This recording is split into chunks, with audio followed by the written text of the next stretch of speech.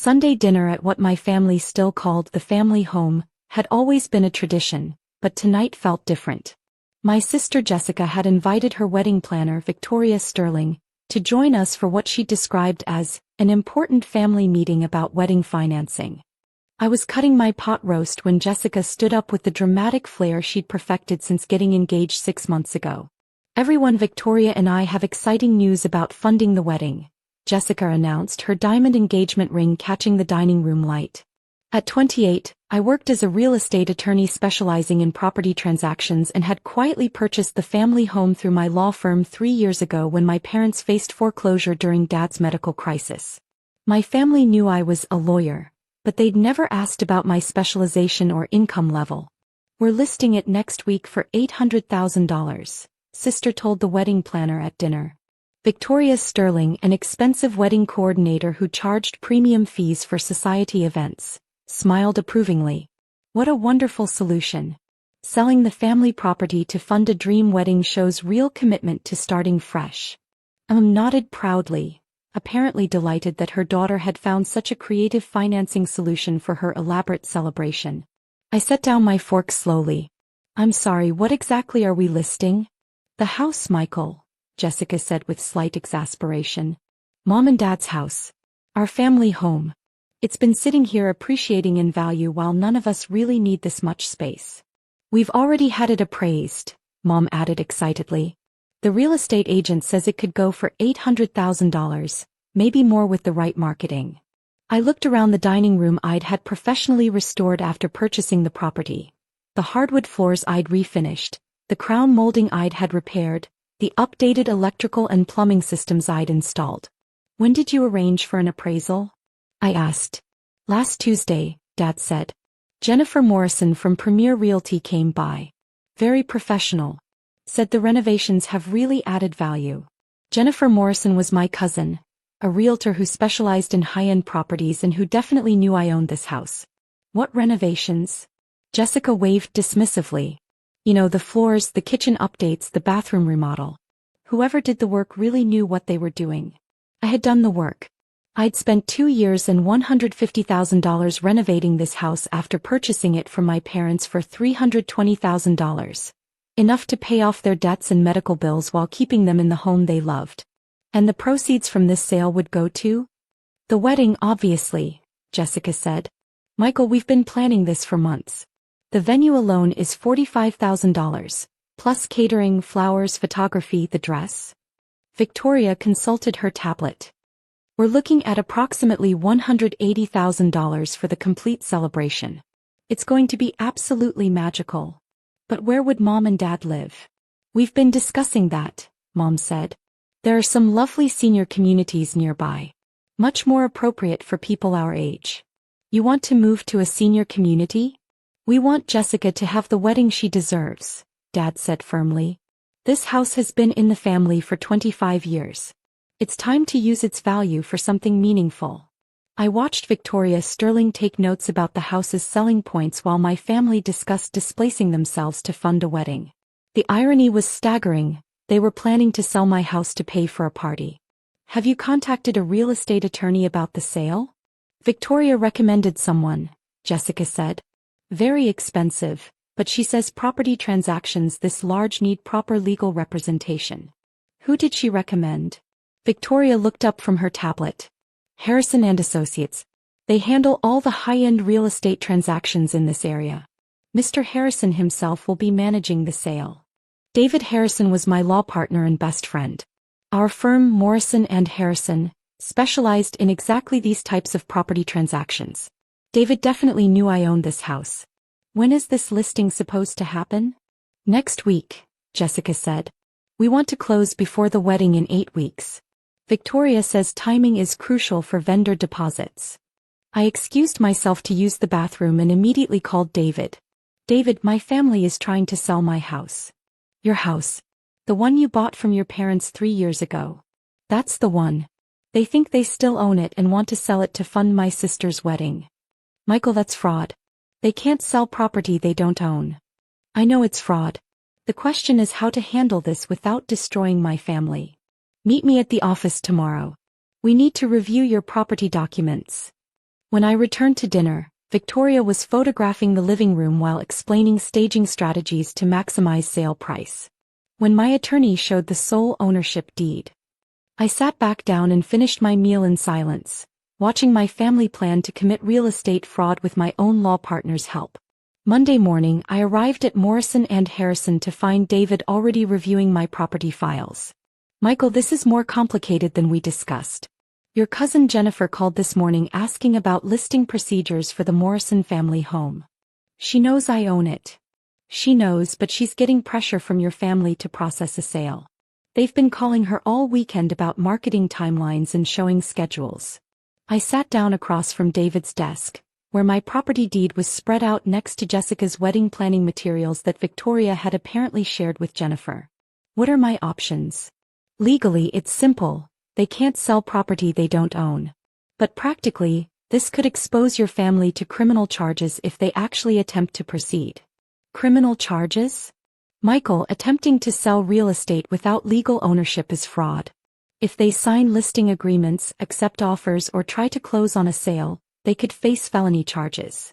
I looked at the wedding planning documents showing $180,000 in projected expenses, all apparently funded by the sale of my house. They're not trying to commit fraud, David. They genuinely believe they still own the house. But you purchased it from them 3 years ago. The deed transfer was properly recorded. Yes, but I handled the transaction quietly to preserve their dignity. They think the money I gave them was a gift to help with medical bills, not payment for the house. David stared at me. Michael, you let your parents think you gave them $320,000 as a gift. It seemed kinder than making them feel like they'd lost their family home. And now they're trying to sell your house to fund your sister's wedding. Correct. We need to resolve this before they sign any legal documents. Jennifer says your sister wants to meet with me this afternoon to discuss the sale contract. What will you tell her? I'll tell her the truth, that the property has a legal ownership issue that needs to be resolved before any sale can proceed. That afternoon, Jessica arrived at our law office with Victoria Sterling and a thick folder of wedding vendor contracts. She greeted David with the confidence of someone who believed she was about to conduct a major real estate transaction. Mr. Harrison, thank you so much for meeting with us. Victoria says you're the best real estate attorney in the city. Ms. Morrison, I appreciate your confidence. However, there are some significant legal issues with the property you wish to sell. Legal issues? David opened my property file. The house you're planning to sell is not legally owned by your parents. The current deed holder is someone else entirely. Victoria Sterling looked alarmed. Someone else? But the family has lived there for 25 years. Living in a property and owning a property are two different things legally speaking. Jessica's face went pale. What do you mean someone else owns it? I mean that according to county records, your parents transferred ownership of that property to another party 3 years ago. That's impossible. They would have told us. David consulted the deed documents. The transfer was properly recorded and notarized. The current owner is Michael Morrison. Jessica stared at the paperwork. Michael Morrison? You mean my brother Michael? Your brother owns the house you're planning to sell to fund your wedding. Their wedding budget needed foreclosure protection. The silence in David's office was deafening as Jessica and Victoria absorbed the legal reality of the situation. This has to be a mistake, Jessica said, her voice shaking. Michael doesn't own our family home. He's just a lawyer. He doesn't have that kind of money. David spread out the complete property transaction records on his conference table. Ms. Morrison, your brother purchased this property 3 years ago for $320,000. The transaction included full deed transfer, title insurance, and proper recording with the county clerk's office. Victoria Sterling studied the documents with growing horror. But we've already signed vendor contracts based on the home sale proceeds.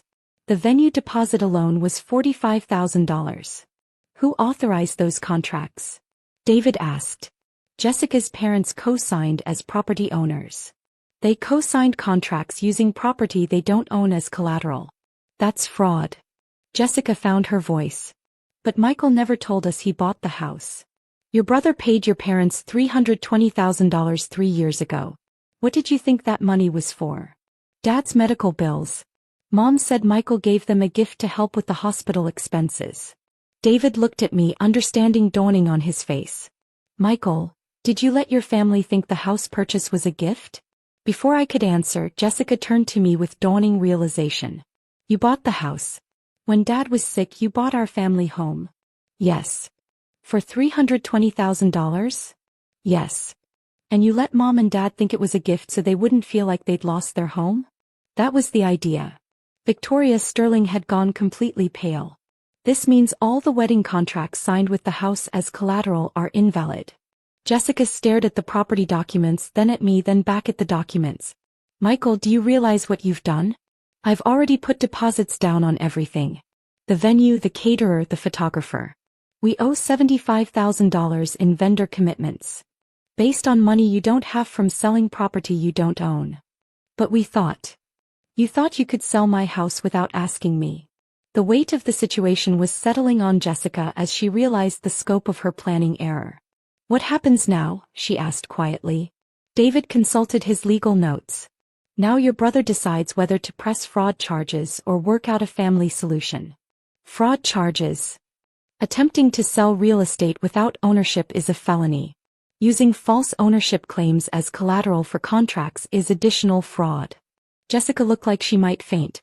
Michael, you wouldn't really press charges against your own family, would you? I looked at my sister, who had spent months planning an elaborate wedding funded by selling property she didn't own, without ever asking the actual owner for permission. Jessica, I'm not pressing charges.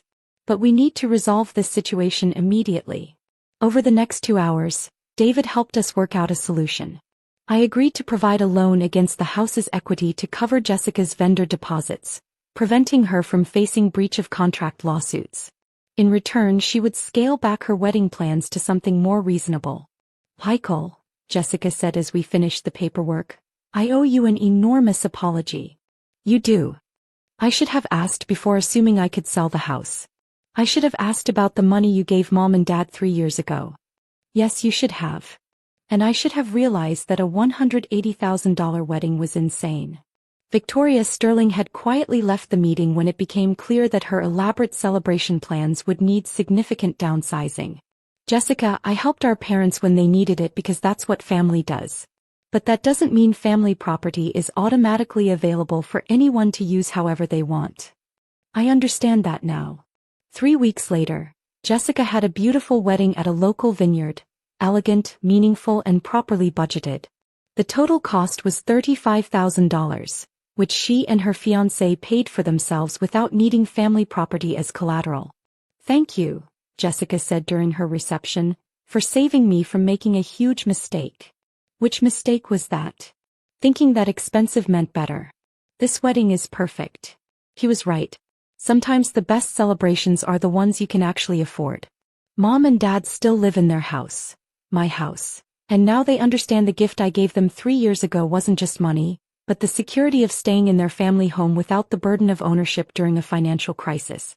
And Jessica learned that before you sell something, you should probably make sure you own it first.